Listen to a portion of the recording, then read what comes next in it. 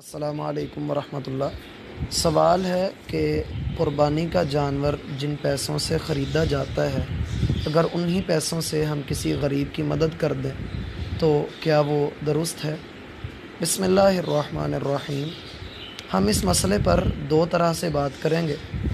پہلے تو یہ کہ انسان ہونے کے ناطے ہماری عقلیں محدود ہیں، ہماری عقل کی پرواز چھوٹی ہے۔ جس جگہ پر کھڑے ہو کر ہم سوچتے ہیں، ہماری عقل اس کا دائرہ کار چھوٹا ہو سکتا ہے، لیکن اللہ رب العالمین کی تعلیمات، اللہ رب العالمین کی وحی، ان کے اندر کسی بھی قسم کا کوئی سقم نہیں ہے، کوئی نقص نہیں ہے اور نہ ہی کوئی عیب ہے۔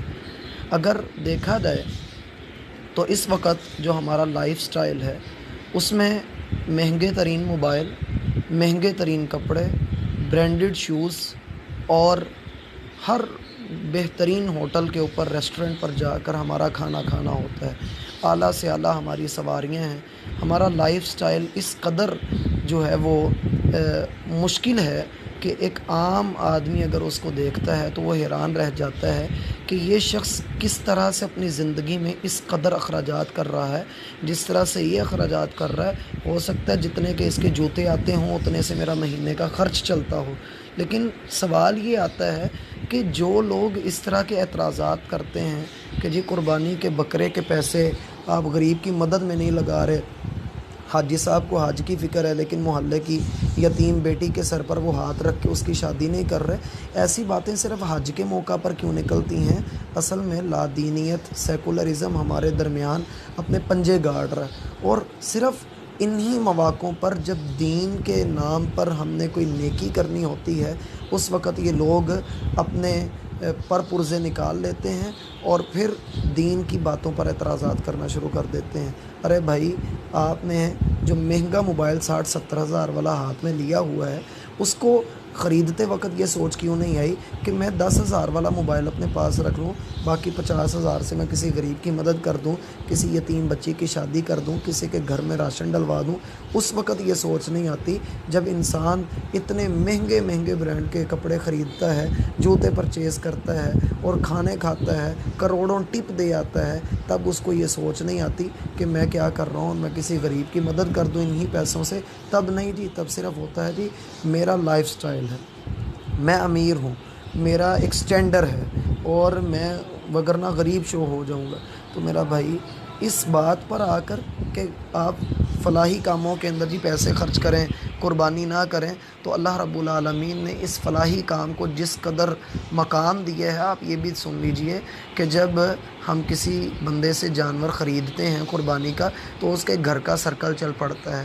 50-60 ہزار کا جو بکرا یا جانور ہم خرید کر لاتے ہیں، اس سے اس کا گھر کا سرکل چل پڑتا ہے۔ پھر اللہ رب العالمین نے بڑے جانور کے اندر 7 حصے رکھیں، آپ اس میں 7 بندے شریک ہو جائیں تو اس میں دیکھیں کہ کیسے جو ہے وہ سارے لوگوں کی شرکت، ہر گھر کے اندر گوشت پہنچتا ہے اور سارے لوگ اللہ رب العالمین کے حضور سرخرو بھی ہو جاتے ہیں۔ دوسری بات جو ہم کہنا چاہیں گے وہ یہ کہ جب ہماری عقلیں چھوٹی ہیں تو اللہ رب العالمین کا حکم بھی ہے کہ آپ قربانی کیجئے۔ پھر رسول اللہ صلی اللہ علیہ وسلم نے اس کو کبھی ترک بھی نہیں کیا ہے۔ 10 سال آپ مدینہ میں رہیں اور آپ نے صاحب نصاب نہ ہونے کے باوجود بھی آپ نے 10 سال ہی قربانی کی ہے، حالانکہ آپ علیہ الصلاۃ والسلام کبھی صاحب نصاب نہیں ہوئے۔